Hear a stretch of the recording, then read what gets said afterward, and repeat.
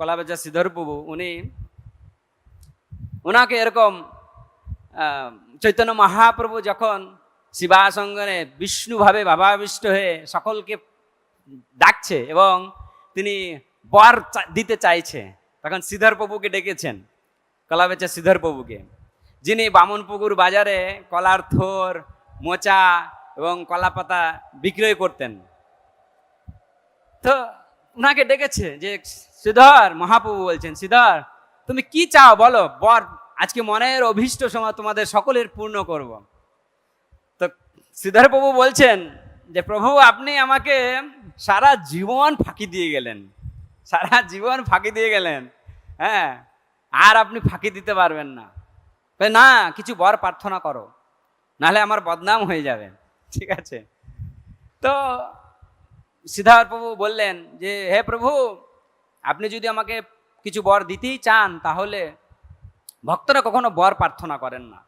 হ্যাঁ, তিনি বললেন যে হে প্রভু, সেই বামনপুকুর বাজারে যে আমি কলার থোর, কলা পাতা, মোচা বিক্রি করতাম, সেই নিমাই যে এসে আমার কাছ থেকে বার্গেনিং করতো, টানা হেঁচড়া করতো, কখনো করি না দিয়ে নিয়ে চলে যেত, সেই নিমাই যেন আমার জন্মে জন্মে প্রভু হয়, এই বর আমাকে দিন। তো ভক্তদের এই বাসনা হওয়া উচিত, বা আমার এরকম বাসনা হওয়া উচিত। তো এরকম শিবাস ঠাকুরকে এরকম বর দিতে চেয়েছিলেন।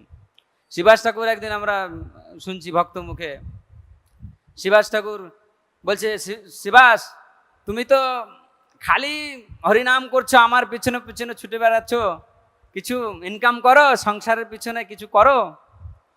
তো তিনি বলছেন, তিনটা হাততালি দিয়েছেন এরকম, মহারাজরা বলে থাকেন। তো মহাপ্রভু জিজ্ঞেস করছে তিনটা হাততালির মানে কি? তো প্রভু বলছেন, শিবাস প্রভু বলছেন যে আমি প্রথম হাততালি দেব, মানে প্রথম দিন অনাহারে থাকবো, উপবাস করব, যদি ভগবান কিছু না প্রদান করেন অনাহারে কাটাবো। দ্বিতীয় দিনও আমি এরকম অনাহারে কাটাবো, তৃতীয় দিনও এরকম আমি অনাহারে কাটাবো। যদি তৃতীয় দিন ভগবান আমার জন্য কিছু ব্যবস্থা না করে, তাহলে গঙ্গার জলে আমি ডুব দিয়ে আত্মহত্যা করব। এ হচ্ছে ভক্তি। হ্যাঁ, ভগবান বলছেন, চৈতন্য মহাপ্রভু বলছেন, কখনো লক্ষ্মী দেবীরও অভাব হতে পারে, কিন্তু তোমার কখনো অভাব হবে না। তো আমাদের কোন ভক্তি, আমার কোন ভক্তির মাধ্যমে ভগবান এই বর প্রার্থনা করবো? অনেকে আমি বলে থাকি, আমি তো অনেকদিন ভক্তি জীবনে আসলাম, আমার কি হলো, আমার জন্য অথরিটি কি করছেন, আমি বলে থাকি।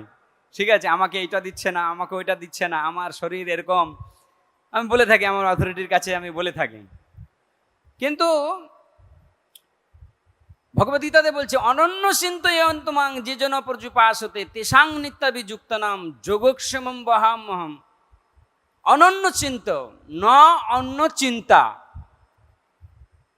আমার তো অনেক চিন্তা, কিভাবে একটু মান সম্মান পাবো, কিভাবে একটু গলায় মালা পরাবে, আমার কাজের হাততালি দিবে, গায়ে একটু হাত বুলে দেবে, বাহ সদানন্দ খুব ভালো সেবা করেছ, এই মনে আমার বাসনায় পূর্ণ। তা আমাকে ভগবান কিভাবে তার ভক্তি প্রদান করবেন? সুবক স্বামী গুরু মহারাজ বলেন, কতদিন হলো এসেছ? গুরু মহারাজ 15 বছর। বাড়িতে কতদিন কাটিয়েছো? বলে 18 বছর। বলে ব্যালেন্স করো, ব্যালেন্স হবে, তারপর থেকে তোমার শুরু হবে ভক্তিটা। এত সহজ নয়। তো আমি সেই জিনিসটা, গুরু বৈষ্ণবের কথা মাঝে মাঝে মনে পড়ে শান্ত হয়ে থাকি। ঠিক আছে, তো এই ভক্তি আমার অন্ততপক্ষে করা উচিত। ভগবান ভগবদ্গীতাতে বলেছে, সমস্ত কিছু যা কিছু করছো না কেন, ঘুমাচ্ছ তুমি আমার উদ্দেশ্যে ঘুমাও। আমি ঘুমাই ভগবানের উদ্দেশ্যেই ঘুমাই, যে ভালো করে সেবা করতে পারো, শরীর ভালো থাকলে ভালো করে সেবা করতে পারো। ভগবান ভগবদ্গীতা কি বলছে, যৎ করসি যৎস্নাসি যজ্জুহসি দদাসি যৎ তপসি কুন্তেও তৎকুরুষম মদর্পণম। অর্পণ করো, আমাতেই সমস্ত কিছু অর্পণ করো। ভালো কিছু খাচ্ছ, ভগবানের প্রসাদ বলে গ্রহণ করো, ভগবানের প্রসাদ বলে আস্বাদন করো। তো আমরা অনিমিত্ত নিমিত্ত না কিছুটা একটা বুঝতে পারলাম মোটামুটি। তারপরে কি স্বধর্মে ন, দ্বিতীয়টা হচ্ছে স্বধর্মে ন। স্বধর্ম অর্থাৎ এখানে বলছে স্বধর্ম অর্থ হলো স্বীয় কর্তব্যে নিষ্ঠাবান হয়ে ফল বাসনাহীন ভাবে ভগবানের প্রতি উদ্দেশ্য পালন করা, ভগবানের প্রীতি উদ্দেশ্যে পালন করা কর্ম। স্বীয় ধর্ম, স্বধর্ম। যেমন আমরা ব্রহ্মচারী আশ্রমে আছি, আমি ব্রহ্মচারী আশ্রমে আছি, আমার স্বধর্ম কি? আমার স্বধর্ম হচ্ছে সাধ্যায় গুরু সেবা করা এবং ব্রহ্মচারী জীবন পালন করা। এটা হচ্ছে আমার স্বধর্ম। তো সেইভাবে বিভিন্ন গৃহস্থ, বানপ্রস্থ, সন্ন্যাসী তাদের বিভিন্ন স্বধর্ম আছে। তো স্বধর্মের বিভিন্ন কর্ম আছে। সেই কর্ম হচ্ছে, সে কর্ম থেকে আমাদের কি করতে হবে? ভগবানের সন্তুষ্টি বিধানের জন্য সেই কর্মটা করতে হবে। বলছে চারি আশ্রমে যদি কৃষ্ণ নাহি ভজে, সকর্ম করিয়াও সে রৈরব নরকে পরিমজে। অনেকে ব্রহ্মচারী আমাদের রাস্তায় পাগল আছে, সেও ব্রহ্মচারী জীবন পালন করে।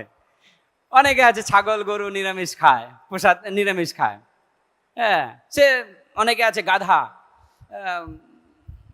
সে প্রভুর সেবা করে যাচ্ছে।